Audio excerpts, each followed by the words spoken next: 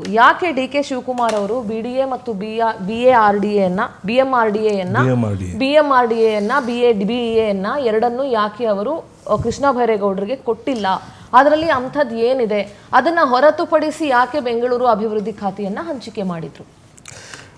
ನೋಡಿ,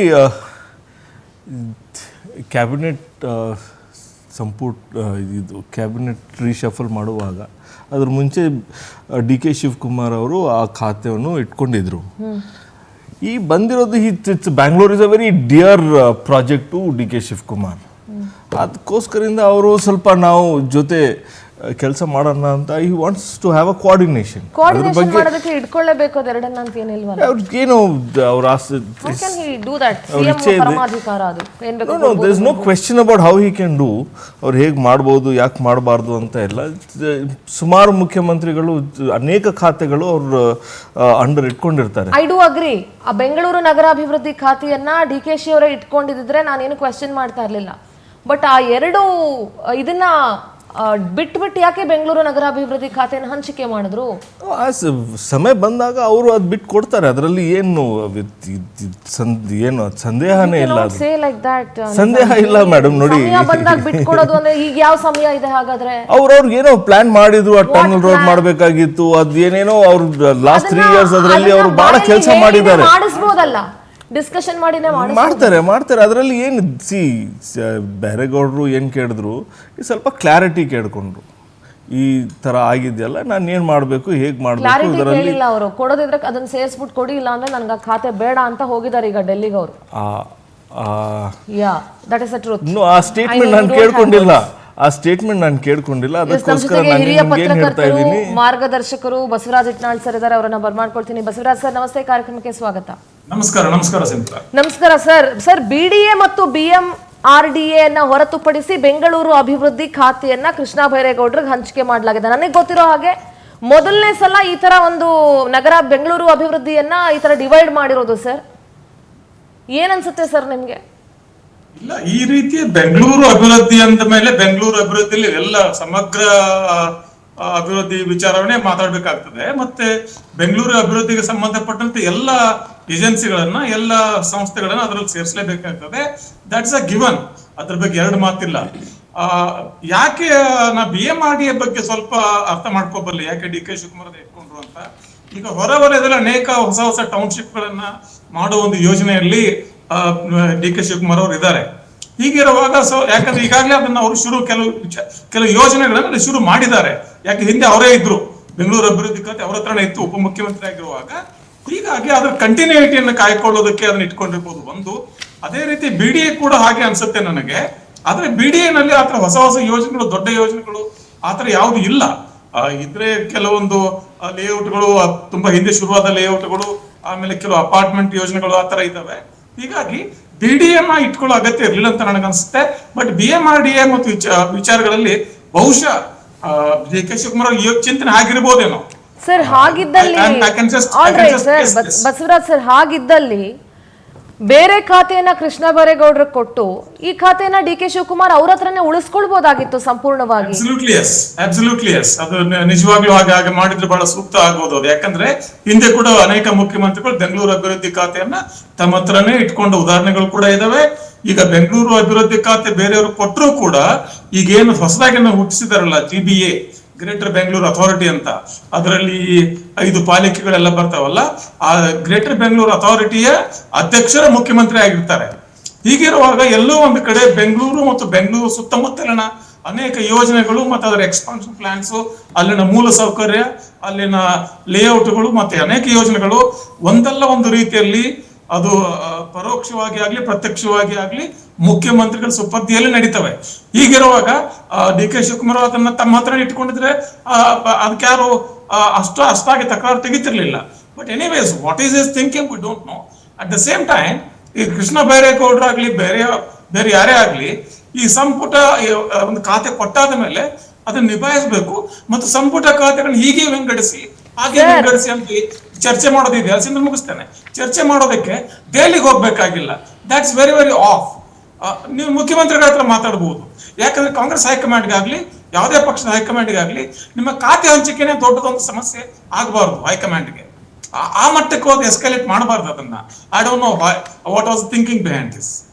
ಸರ್ ಇನ್ನೊಂದು ಸರ್, ನೀವು ಹೇಳ್ತಾ ಇದ್ರಿ ಖಾತೆ ಹಂಚಿಕೆಗೆ ದೆಹಲಿಗೆ ಹೋಗ್ಬಾರ್ದು. That is absolutely right sir. ಯಾಕೆಂದ್ರೆ MLA ಆಯ್ಕೆ ಮಾಡಿದ್ಮೇಲೆ ಎಲ್ಲವೂ ಕೂಡ ಜನಸೇವೆನೆ, ಜನರಿಗೋಸ್ಕರ ಮಾಡೋದೆ. ಯಾವ ಖಾತೆ ಕೊಟ್ರು ಅದನ್ನ ಮಾಡಬೇಕು, ಯಾವುದೇ ಖಾತೆ ಕೊಟ್ಟರು ಮಾಡಬೇಕು. ನಂಗೆ ಈ ಖಾತೆ ಬೇಡ ಆ ಖಾತೆ ಬೇಡ ಅಂತ ಹೇಳೋದಲ್ಲ ಒಂದು. ಸರ್ ಇನ್ನೊಂದು ಏನಾಗಿದೆ, ನೀವು ಹೇಳಿದ್ರಿ GBAಗೆ ಅಧ್ಯಕ್ಷರು ಮುಖ್ಯಮಂತ್ರಿ ಆಗಿರ್ತಾರೆ ಅಂತ ಹೇಳಿ. ಈಗ BDA ಮತ್ತು BMRDA ಪಕ್ಕಕ್ಕಿಟ್ರೆ ಬೆಂಗಳೂರಲ್ಲಿ ಇನ್ನು ಉಳ್ಕೊಳ್ಳೋಂಥದ್ದು ಅಂತ ದೊಡ್ಡ ಸಂಸ್ಥೆಗಳು ಯಾವುದು ಏನು ಕೃಷ್ಣ ಬೈರೇಗೌಡರ ಅಂಡರ್ಗೆ ಬರಲ್ಲ. GBA is also indirectly I know DK Shivakumar ಅವರ ಅಂಡರ್ ಅಲ್ಲೇ ಇದೆ. ಇಲ್ಲಿ ಕೃಷ್ಣ ಬೈರೇಗೌಡರು ಹೋಲ್ಡ್ ಅಲ್ಲಿ ಇದೆ sir. That is why he wanted ನಾವು. ಅರ್ಥ ಆಗಲಿಲ್ಲ ಕೃಷ್ಣ ಬೈರೇಗೌಡ ಹೋಲ್ಡ್ ಅಲ್ಲಿ ಏನಿದೆ, ಐ ಡೋಂಟ್ ಅಂಡರ್ಸ್ಟ್ಯಾಂಡ್. ಸರಿ, ನಾನು ಏನ್ ಹೇಳಕ್ ಬಂದೆ ಅಂದ್ರೆ GBAಯ ಪ್ರಮುಖ ನಿರ್ಧಾರಗಳನ್ನ ಮಾನ್ಯ ಮುಖ್ಯಮಂತ್ರಿಗಳೇ ತೆಗೆದುಕೊಳ್ತಾರೆ. BDA ಬಹಳ ದೊಡ್ಡ ಸಂಸ್ಥೆ, ಅದು ಅದರ ನಿರ್ಧಾರಗಳನ್ನು ಮುಖ್ಯಮಂತ್ರಿಗಳೇ ತಗೊಳ್ತಾರೆ. BMRDA ಬಹಳ ದೊಡ್ಡ ಪಾಲಿದೆ, ಅದರ ನಿರ್ಧಾರಗಳನ್ನು ಮುಖ್ಯಮಂತ್ರಿಗಳೇ ತೆಗೆದುಕೊಳ್ತಾರೆ. ಸೊ GBAಯ ಬಹುತೇಕ ಪಾಲು ನಿರ್ಧಾರಗಳು ಮುಖ್ಯಮಂತ್ರಿಗಳು ತಗೊಳ್ಳೋದ್ರಿಂದ ಕೃಷ್ಣ ಬೈರೇಗೌಡರಿಗೆ ಸ್ಕೋಪ್ ಅಷ್ಟಿಲ್ಲ. ಅಷ್ಟರ ಮಟ್ಟಿಗೆ ಅವರು ಹೋಲ್ಡ್ ಅನ್ನ ಇಟ್ಕೊಳ್ಳಿಕ್ ಆಗಲ್ಲ ಇಲಾಖೆಗಳಲ್ಲಿ. ಆಗೋದಿಲ್ಲ. ಅದಕ್ಕೆ ಅವ್ರು ಬೇಡ ಅಂತ ಹೇಳ್ತಿರೋದು ಸರ್. ಆಗೋದಿಲ್ಲ ಅಷ್ಟೇ ಅಲ್ಲ, BDA ಮುಖ್ಯಮಂತ್ರಿಗಳು ತೀರ್ಮಾನ ತಗೊಳ್ತಾರೆ ಮೊದಲನೇದ್ದು. ಆಮೇಲೆ BDA ಈಗಾಗಲೇ ಒಬ್ರು ಇದಾರೆ, ಅಧ್ಯಕ್ಷ ಇದಾರೆ, ಅಲ್ಲಿ ಹ್ಯಾರಿಸ್ ಇದ್ದಾರೆ.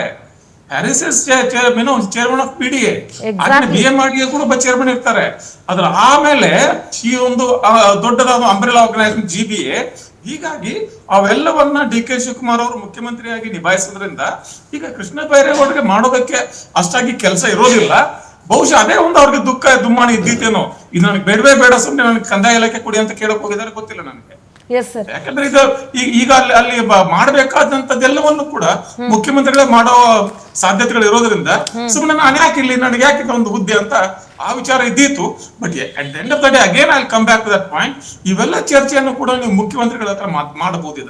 ಇದನ್ನ ತೆಗೆದುಕೊಂಡು ಹೈಕಮಾಂಡ್ ಹತ್ರ ಹೋಗ್ಬಿಟ್ರೆ ನಿಮಗೂ ಅದು ಭೂಷಣ ಅಲ್ಲ, ಹೈಕಮಾಂಡ್ ಕೂಡ ಇದನ್ನ ಅಷ್ಟಾಗಿ ಏನಂತಾರೆ ಫೇವರೇಬಲ್ ಆಗಿ ನೋಡ್ಲಿಕ್ಕಿಲ್ಲ ಅನ್ಸುತ್ತೆ ನನಗೆ. Exactly sir. ಎಸ್ ಗೋವಿಂದರಾಜ್ ಅವರೇ, ನಿಮ್ಮ ಮೊದಲ ಪ್ರತಿಕ್ರಿಯೆ ನೋಡಿ. ಮೇಡಮ್, ಇಷ್ಟು ದಿನ ನಾವು CM ಬದಲಾವಣೆ ಕುರ್ಚಿನ ವಿಚಾರನೆ ದೊಡ್ಡ ಚರ್ಚೆಯಾಗಿ ಕಳೆದ 1 ವರ್ಷದಿಂದ ಇದರಲ್ಲೇ ಟೈಮ್ ಕಳೆದು ಬಿಟ್ರು. ಈಗ ಹೊಸ ಮುಖ್ಯಮಂತ್ರಿಗಳು ಬಂದರು, ಹೊಸ ಮುಖ್ಯಮಂತ್ರಿಗಳು ಹೊಸ ಸಚಿವರುಗಳನ್ನ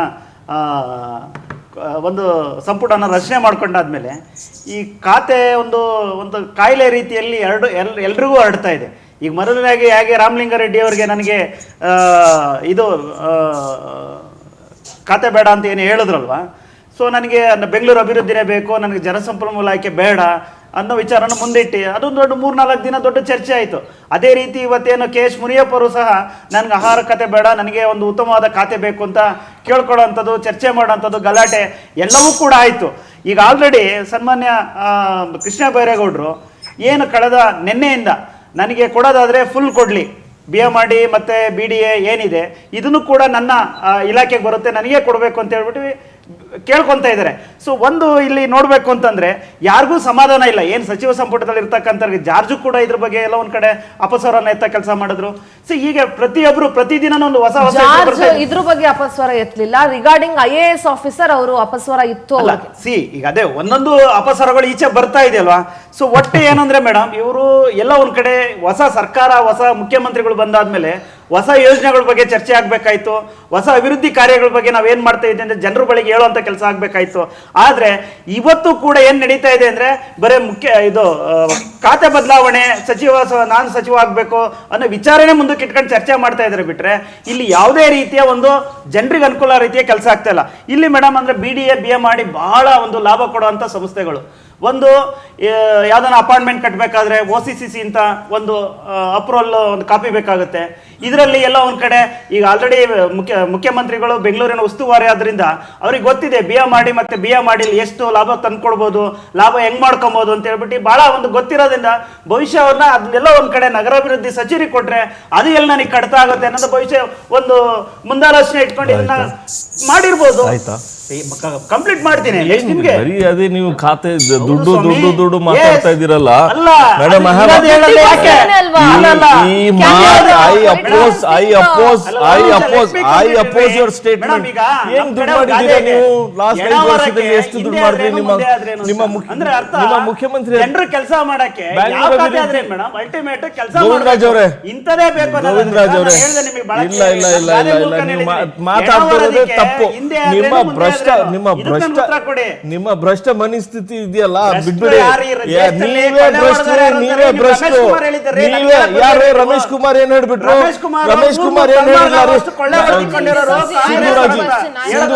ಸಿಂಧುರಾಜಿ, I have absolute objection to statement. ಅವ್ರು ಹೇಳ್ತಾವ್ರೆ ನೀವು ನಿಮ್ಮ objection ಗೋವಿಂದರಾಜ್ ಅವರೇ, ಬಸವರಾಜ್ ಸರ್, ಒಂದು ಈ ಮೊದಲ ಹಂತದ ಸಚಿವ ಸ್ಥಾನವನ್ನ ಏನ್ ಹಂಚಿಕೆ ಮಾಡಿದ್ರು 13 ಜನಕ್ಕೆ, ಇದ್ರಲ್ಲೇ ಇಷ್ಟೊಂದು ಡಿಸ್ಪ್ಯೂಟ್ಸ್ ಆಗ್ಬಿಟ್ರೆ ಇನ್ನು ಕ್ಯಾಬಿನೆಟ್ ಎಕ್ಸ್ಪಾನ್ಷನ್ ಕತೆ ಹೆಂಗೆ ಸರ್?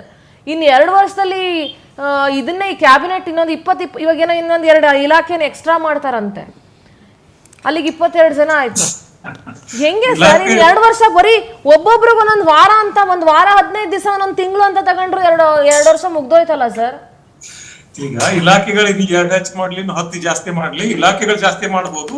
ಅದರ ಕಾನೂನು ಪ್ರಕಾರ ಕರ್ನಾಟಕದ ಸರ್ಕಾರದಲ್ಲಿ 34 ಮಾತ್ರ ಸಂಪುಟದ ಲಿಮಿಟ್. 34 ಜನ ಮಾತ್ರ ಸಂಪುಟದಲ್ಲಿ, ಇನ್ಕ್ಲೂಡಿಂಗ್ ಚೀಫ್ ಮಿನಿಸ್ಟರ್. ಮುಖ್ಯಮಂತ್ರಿ ಒಳಗೊಂಡು 34 ಜನ ಮಾತ್ರ ಇರಬಹುದು.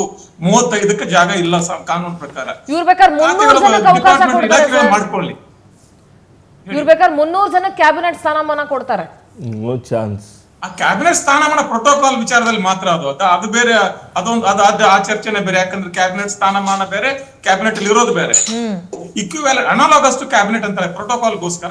ಬಟ್ ಅದು ಸುಮ್ಮನೆ ವೇಸ್ಟ್ ಆಫ್ ಪಬ್ಲಿಕ್ ಮನಿ. ಸುಮ್ಮನೆ ಯಾರಿಗೆ ಪಬ್ಲಿಕ್ ಕ್ಯಾಬಿನೆಟ್ ಸ್ಥಾನಮಾನ ಕೊಡೋದು ಅದ್ರ ಅರ್ಥನೇ ಇಲ್ಲ. ಯಾಕಂದ್ರೆ cabinet they are not really cabinet members. ಇರ್ಲಿ. ಇನ್ನೊಂದು ಈ ವಿಚಾರದಲ್ಲಿ ಹೇಳೋದಾದ್ರೆ, ಈ ಮೊದಲನೇ ಕ್ಯಾಬಿನೆಟ್ ಏನಿದೆ ಈಗ ಸದ್ಯದ ಕ್ಯಾಬಿನೆಟ್, ಇದು ಹೆಚ್ಚು ಕಡಿಮೆ ಸಿದ್ದರಾಮಯ್ಯನವರ ಸಂಪುಟನೇ. ಸಿದ್ದರಾಮಯ್ಯ ಸಂಪುಟಕ್ಕೆ ಈಗ ಡಿ ಕೆ ಶಿವಕುಮಾರ್ ಮುಖ್ಯಮಂತ್ರಿ ಆಗಿದ್ದಾರೆ. ಇನ್ನು ಮುಂದಿನ ಎಕ್ಸ್ಪಾನ್ಷನ್ ವಿಸ್ತರಣೆ ಏನೇ ಆಗುತ್ತೆ, ಅಲ್ಲಿ ಡಿ ಕೆ ಶಿವಕುಮಾರ್ ಅವರು ತಮ್ಮ ಅಭ್ಯರ್ಥಿಗಳನ್ನ, ತಮ್ಮ ಬೆಂಬಲಿಗರನ್ನ ಆಯ್ದುಕೊಳ್ಳೋ ಸ್ವಾತಂತ್ರ್ಯ ಇದೆ ಅಂತ ಭಾವಿಸೋಣ ನಾವು. ಅದ coming back to this issue of this portfolio, Krishna ಬೈರೇಗೌಡರು ವಿಚಾರ ಮಾತಾಡ್ಬೇಕಾದ್ರೆ ಏನಾಗಿದೆ, ಆಗ್ಲೇ ಹೇಳೋದು ಮಾಡ್ತಾನೆ. ಒಂದು ಈ ಟೌನ್ಶಿಪ್ಗಳು, ಇನ್ನೊಂದು ಡಿ ಕೆ ಶಿವಕುಮಾರ್ ಕನಸಿನ ಯೋಜನೆ ಸಿಲ್ಕ್ ಬೋರ್ಡ್ ಇಂದ ಹೆಬ್ಬಾಳದವರೆಗೂ ಟನೆಲ್ ರೋಡ್, ಅದು BDA ಮೂಲಕ ಇಂಪ್ಲಿಮೆಂಟ್ ಆಗುತ್ತೆ. ಹೀಗಿರುವಾಗ ಆ ಇನಿಷಿಯೇಟಿವ್ ತಗೊಂಡಿರೋದ್ರಿಂದ ಬಹುಶಃ ಎಲ್ಲ ಒಂದು ಕಡೆ ಡಿ ಕೆ ಶಿವಕುಮಾರ್, ನಾನು ಈಗಾಗಲೇ ಈ ಕೆಲಸ ಶುರು ಮಾಡಿದ್ದೇನೆ, ನಾನೇ ಇದನ್ನ ಮುಂದೆ ಮ್ಯಾನೇಜ್ ಮಾಡಬೇಕು ಅಂತ ಅವ್ರ ವಿಚಾರ ಇದ್ದಿತ್ತು, which is justifiable also. At the same time ಹಾಗೆಲ್ಲ ಇರುವಾಗ ಇನ್ನೊಬ್ಬ ಅದನ್ನ ಇಡೀ ಖಾತೆನ ತಮ್ಮಲ್ಲಿ ಇಟ್ಕೋಬಹುದಾಗಿತ್ತು, ಯಾಕೆ ಇಟ್ಕೊಳ್ಳಿಲ್ಲ ನನಗೆ ಅರ್ಥ ಆಗುದಿಲ್ಲ.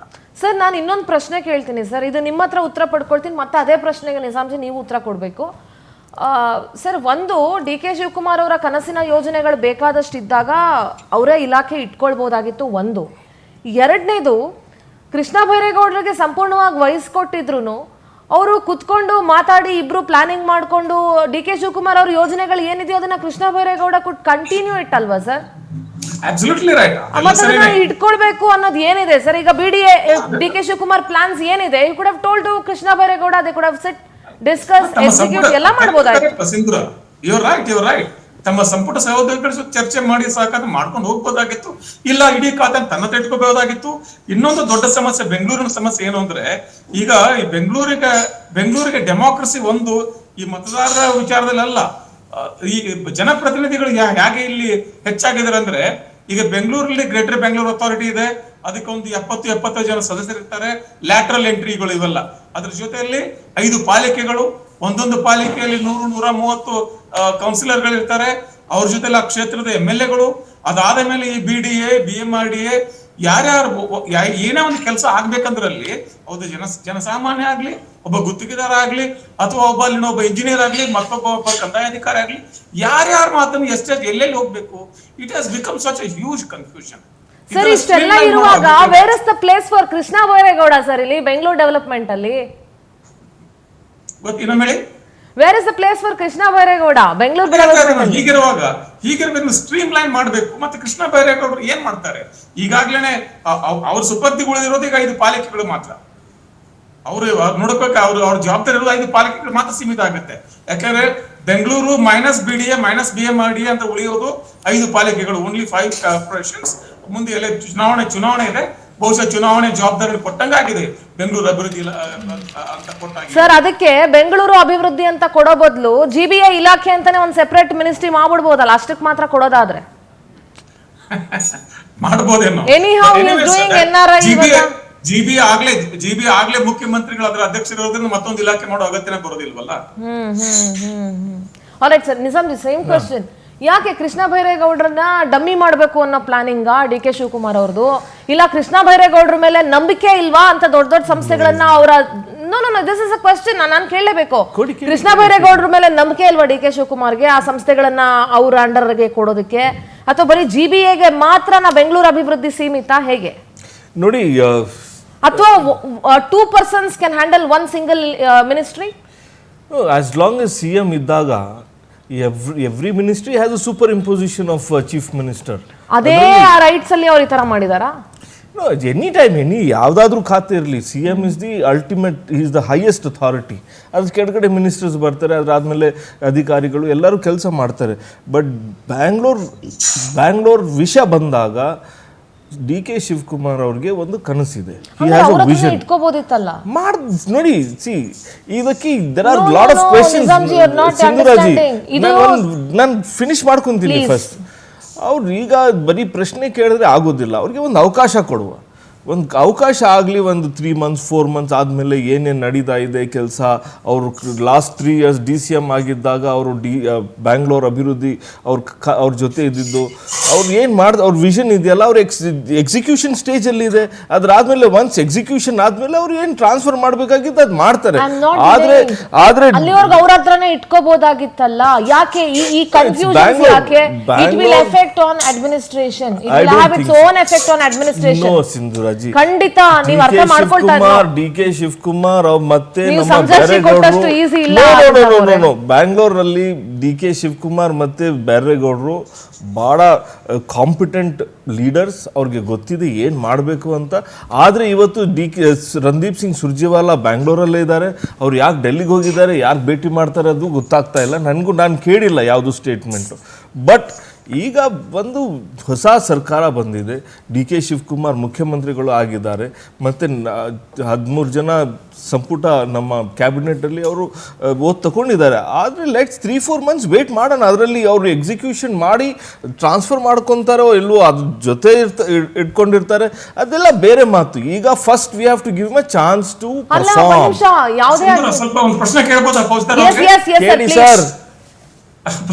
ನಿಜಾಮ್, ಈಗ ಏನಾಗಿದೆ ಅಂದ್ರೆ, ಈಗ ಒಂದು ಕ್ಯಾಬಿನೆಟ್ ಅಲ್ಲಿ ಸಂಪುಟ ಸ್ಥಾನ ಬೇಕು ಅನ್ನೋದು ಬೇರೆ, ಆ ಒಂದು ಪೋರ್ಟ್ಫೋಲಿಯೋ ಮ್ಯಾನೇಜ್ಮೆಂಟ್ ಮಾಡೋದಕ್ಕೂ ಕೂಡ ನೀವು ದೆಹಲಿಗೆ ಹೋಗ್ತಾರೆ. ಇದೆಂತ is it a good trend? Yatnal ji, I don't think so. ಅವ್ರು ನನ್ಗೆ ಗೊತ್ತಾಗ್ತಾ ಇಲ್ಲ ಅವ್ರು ಏನಕ್ಕೆ ಹೋಗಿರೋದು, ಏನು ಸ್ಟೇಟ್ಮೆಂಟ್ ಕೊಟ್ಟಿರೋದು ನಾನು ಕೇಳ್ಕೊಂಡಿಲ್ಲ, ಅದು ಮಾಹಿತಿ ನನಗೆ ಇಲ್ಲ.